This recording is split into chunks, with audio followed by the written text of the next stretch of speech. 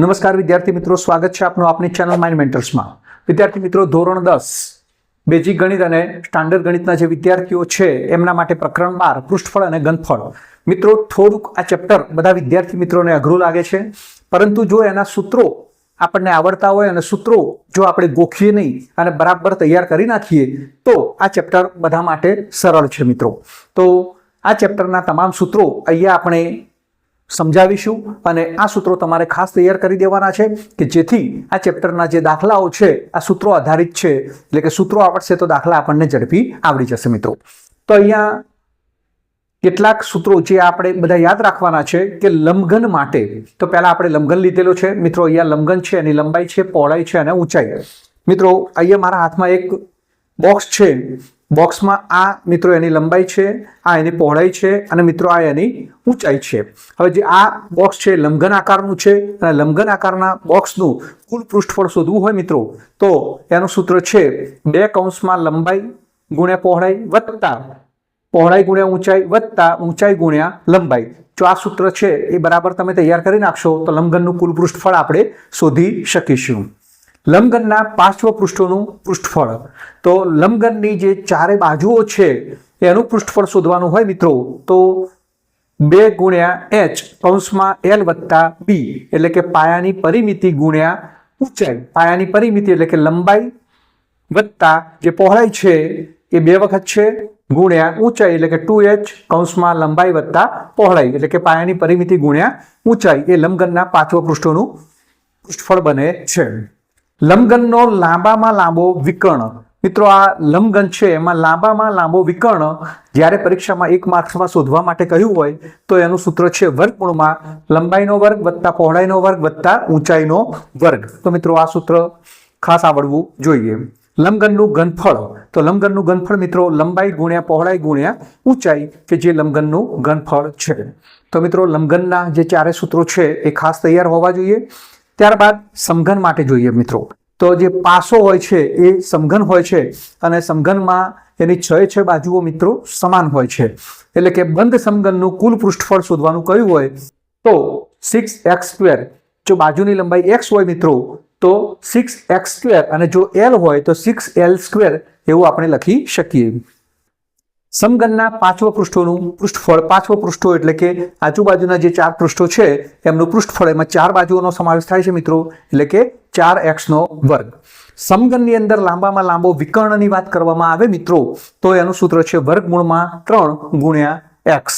અને સમઘનનું ઘનફળ એટલે લંબઘનના ઘનફળની જેમ જ LBH, પરંતુ મિત્રો અહીંયા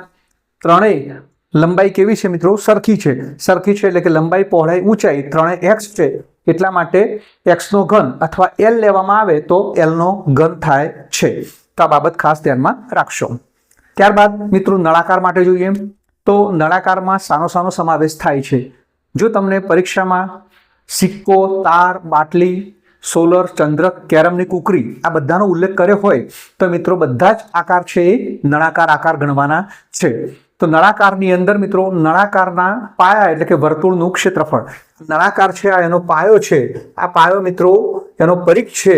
એટલે કે એનું ક્ષેત્રફળ જ્યારે શોધવાનું છે એટલે કે વર્તુળનું ક્ષેત્રફળ આપણે શોધવાનું છે તો એ કેટલું થાય છે મિત્રો? πr²। નળાકારની વક્ર સપાટીનું પૃષ્ઠફળ મિત્રો એટલે કે નળાકારની જે ગોળ રાઉન્ડ છે એ અને પાયો છે તો એટલે કે એનું પૃષ્ઠફળ જે શોધવાનું હોય છે તો એનું સૂત્ર છે મિત્રો 2πrh એટલે કે પાયાનો પરિઘ જે આ નીચેનો છે પાયાનો પરિઘ છે એટલે કે 2πr છે અને ઊંચાઈ એ h છે એટલે કે પાયાનો પરિઘ ગુણ્યા ઊંચાઈ એટલે કે 2πrh એ નળાકારનું વક્ર પૃષ્ઠફળ બને છે। બંધ નળાકારનું કુલ પૃષ્ઠફળ મિત્રો નળાકારનું વક્ર પૃષ્ઠફળ અને જો એને ઉપર અને નીચેથી બંધ કરી દેવામાં આવે એટલે કે બંને બાજુ 2 ઢાંકણ મૂકી દેવામાં આવે જેમ કે પીપળું છે તો એ બંને બાજુથી ઉપર નીચે એમનું ક્ષેત્રફળ πr² બને છે મિત્રો। એટલે બંને બાજુથી બંધ હોય એટલે કે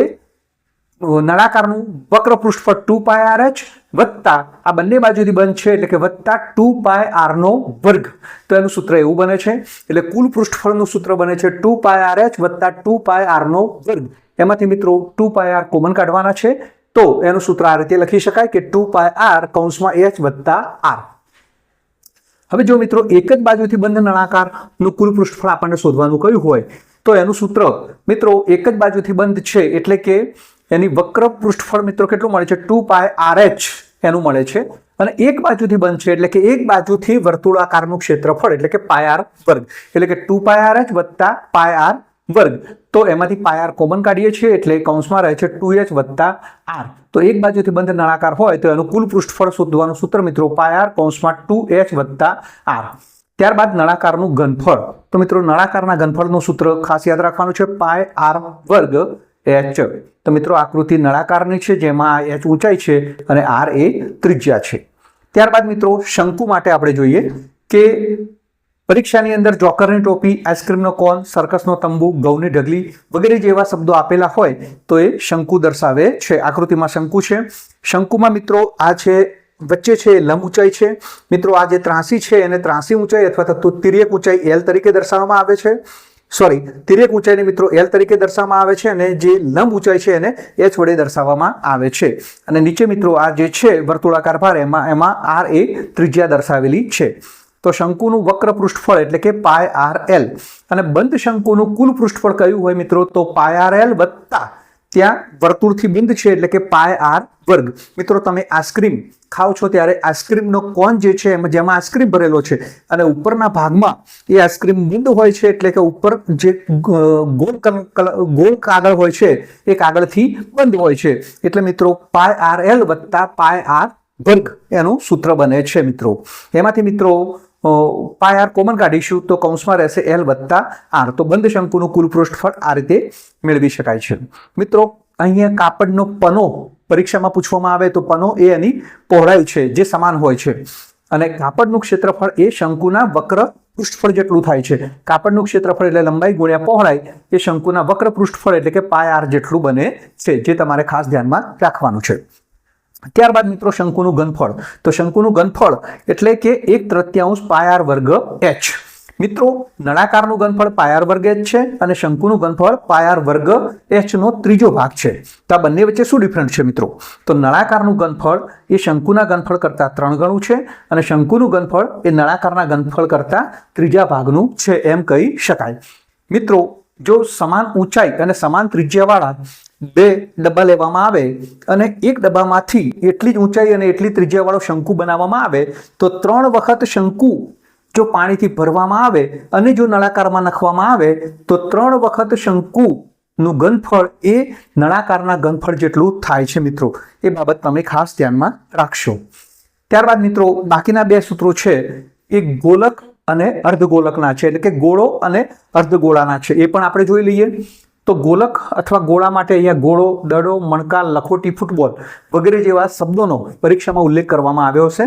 તો ગોલકનું વક્ર પૃષ્ઠફળ એટલે કે 4πr વર્ગ અને ગોલકનું ઘનફળ મિત્રો તો 4/3 πr નો ઘન આ ગોલકનું ઘનફળનું સૂત્ર છે ત્યારબાદ મિત્રો અર્ધગોળાનો ઉપયોગ કરવામાં આવ્યો હોય અથવા અર્ધગોલક શબ્દનો ઉપયોગ કરવામાં આવ્યો હોય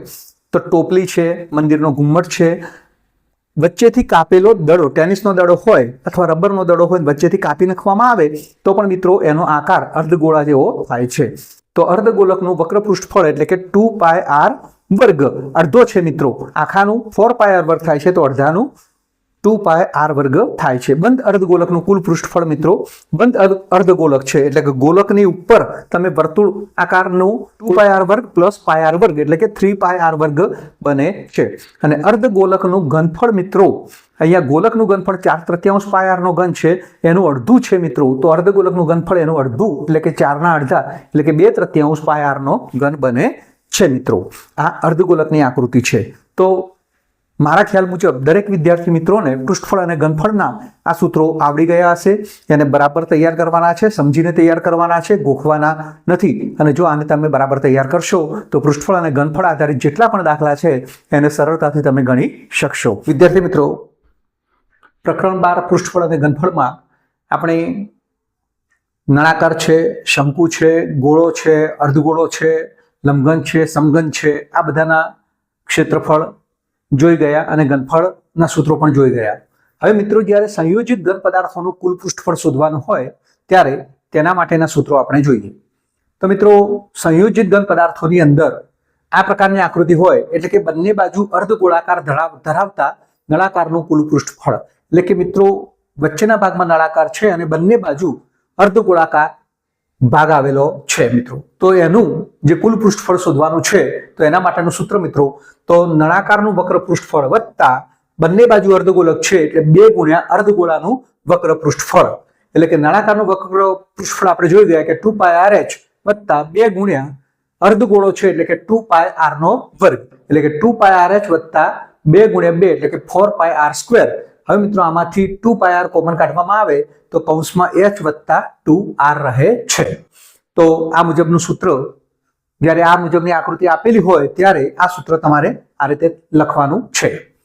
ત્યારબાદ મિત્રો શંકુ આકારના ઢાંકણાવાળા નળાકારનું કુલ પૃષ્ઠફળ, એટલે કે શંકુ આકારના ઢાંકણું ઉપર લગાવેલું છે અને નીચે નળાકાર છે. તો એનું સૂત્ર આ રીતે બનશે કે નળાકારનું વક્ર પૃષ્ઠફળ વત્તા શંકુનું વક્ર પૃષ્ઠફળ, એટલે કે નળાકાર છે એટલે કે નળાકારનું વક્ર પૃષ્ઠફળ અને ઉપરના ભાગમાં શંકુની આકૃતિ છે એટલે કે શંકુનું વક્ર પૃષ્ઠફળ. નળાકારનું મિત્રો આપણે જાણીએ છીએ 2πrh અને શંકુનું પૃષ્ઠફળ આપણે જાણીએ છીએ πrl, અને બંનેમાંથી મિત્રો πr કોમન નીકળે છે એટલે અંદર કૌંસમાં રહે છે 2h વત્તા l. ત્યારબાદ મિત્રો અર્ધગોળાકાર પાયાવાળા શંકુનું કુલ પૃષ્ઠફળ, એટલે મિત્રો અહીંયા પાયો છે અર્ધગોળાકાર છે, ઉપર શંકુ છે, તો એનું પૃષ્ઠફળ જ્યારે પૂછ્યું હોય આપણને અથવા આકૃતિ આપેલી હોય ત્યારે શંકુનું વક્ર પૃષ્ઠફળ વત્તા અર્ધગોળાનું વક્ર પૃષ્ઠફળ બંનેનો સરવાળો કરવાનો છે. એટલે કે શંકુનું આપણે જાણીએ છીએ મિત્રો πrl અને અર્ધગોળા માટે 2πr નો વર્ગ. બંનેમાંથી મિત્રો πr કોમન કાઢીશું તો કૌંસમાં l વત્તા 2r રહે છે. ત્યારબાદ મિત્રો બંને છેડે શંકુ આકારના ઢાંકણાવાળા નળાકારનું કુલ પૃષ્ઠફળ, એટલે કે વચ્ચે નળાકાર હોય અને તેની બંને બાજુએ શંકુ આકારના ઢાંકણા લગાવેલા હોય તો એનું સૂત્ર મિત્રો આ મુજબ બને છે કે નળાકારનું કુલ વક્ર પૃષ્ઠફળ વત્તા 2 ગુણ્યા શંકુનું વક્ર પૃષ્ઠફળ. 2 એટલા માટે છે કે 2 બાજુ શંકુ લગાડેલા છે. તો નળાકારનું આપણે જાણીએ છીએ 2πrh વત્તા શંકુનું πrl, પણ 2 છે એટલે કે 2πrl. એમાંથી 2πr કોમન કાઢીશું તો મિત્રો અહીંયાથી h અને અહીંથી l, એટલે કે 2πr કૌંસમાં h વત્તા l એનું સૂત્ર બને છે. ત્યારબાદ મિત્રો સમઘન પાયો ધરાવતા અર્ધગોલકનું કુલ પૃષ્ઠફળ, કે એનો પાયો છે સમઘન હોય અને એની ઉપરના ભાગમાં એક અર્ધગોલક ભાગ લગાડવામાં આવેલો હોય તો એનું કુલ પૃષ્ઠફળ બને છે. તો એનું સૂત્ર જોઈએ મિત્રો, તો સમઘનનું કુલ પૃષ્ઠફળ વત્તા જે અર્ધગોલક છે એનું પૃષ્ઠફળ ઓછા અર્ધગોલકની પાયાનું ક્ષેત્રફળ, એટલે કે અર્ધગોલકનો જે પાયો છે મિત્રો એમાંથી બાદ કરવાનો છે. તો આ પ્રકારનો દાખલો ઘણી વખત પૂછાતો હોય છે મિત્રો, તો એનું સૂત્ર ખાસ ધ્યાનમાં રાખવાનું છે કે સમઘન માટે 6x² અથવા l હોય તો 6l² લખી શકો છો, વત્તા અર્ધગોલક છે એટલે કે 2πr વર્ગ અને એમાંથી આપણે એના પાયાનું ક્ષેત્રફળ એટલે કે πr વર્ગ બાદ કરીએ છીએ એટલે મિત્રો 6x² પ્લસ 2πr² માંથી πr² બાદ થાય છે એટલે કે વત્તા πr વર્ગ. તો 6x² વત્તા πr વર્ગ એનું સૂત્ર બને છે મિત્રો. તો આ પ્રકારની આકૃતિઓ આપેલી હોય તો એના પૃષ્ઠફળના સૂત્રો લખવાના હોય તો મિત્રો આ મુજબ આપણે લખી શકીએ છીએ. આ ઉપરાંત મિત્રો કેટલાક એકમો વચ્ચેનો સંબંધ દર્શાવેલો છે. તો 1 લિટર, તો 1 લિટર એટલે 1000 સેમીનો ઘન. 1 મીટરનો ઘન, તો 1 મીટરનો ઘન એટલે કે 10 લાખ સેમીનો ઘન. મિત્રો 1 મીટર બરાબર 100 સેમી. હવે મિત્રો ઘન છે તો 100 છે તો 100 નો પણ ઘન થાય. 100 નો ઘન એટલે કેટલા મીંડા થશે મિત્રો? 6 મીંડા થશે. તો 1 મીટરનો ઘન એટલે કે 10 લાખ સેમીનો ઘન. 1 મીટરનો ઘન એટલે કે 1000 લીટર. 1 લીટર બરાબર 1000 મિલીલીટર. 1 લીટરમાં 1000 મિલીલીટર દૂધ આવે છે અથવા તો 1 લીટરની અંદર 1000 મિલીલીટર પાણી સમાય છે. 1 મીટરનો ઘન એટલે કે 1 કિલો લીટર. તો આ સૂત્રો છે એ મિત્રો તમારે ખાસ યાદ રાખવાના છે અને તૈયાર કરવાના છે, જેથી પૃષ્ઠફળ અને ઘનફળ આપણને સરળતાથી આવડી જાય.